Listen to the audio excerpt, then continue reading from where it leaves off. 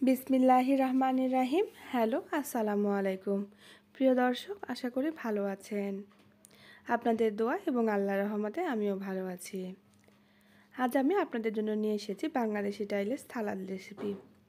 অনেকে আমার কাছে জানতে চেয়েছেন, আপু আপনি কীভাবে সালাদ তৈরি করেন। তো আজকের জন্য আপনাদের জন্য আমার এই রেসিপি।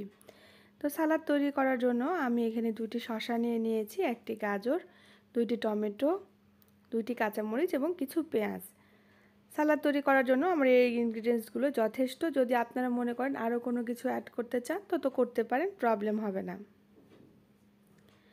তো আমি এখানে শসা দুটো কুচি করে নিয়েছি, গাজরটিও কুচি করে নিয়েছি, টমেটোটাও কুচি করে নিয়েছি, পেঁয়াজ মরিচটাও কুচি করে নেওয়া হয়ে গিয়েছে আমার। তো আমি এবার পেঁয়াজ মরিচের মধ্যে সামান্য পরিমাণে লবণ দিয়ে হাত দিয়ে খুব সুন্দরভাবে চেপে চেপে মসলিয়ে নিচ্ছি। চেষ্টা করবেন সালাডটা যদি একটু টেস্টি বানাতে চান, পেঁয়াজ আর মরিচটাকে খুব সুন্দরভাবে একটু সময় নিয়ে হাত দিয়ে সুন্দরভাবে মসলিয়ে নিতে হবে।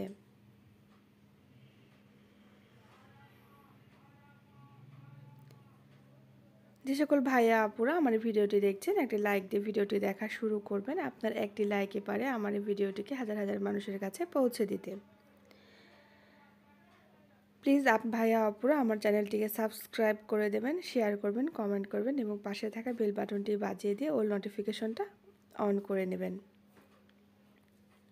তো আমার রেসিপি যদি মিস করতে না চান, অবশ্যই অল নোটিফিকেশনটা অন করে দেবেন, এতে আমার ভিডিওর সকল নোটিফিকেশন সবার আগে পৌঁছে যাবে আপনার কাছে।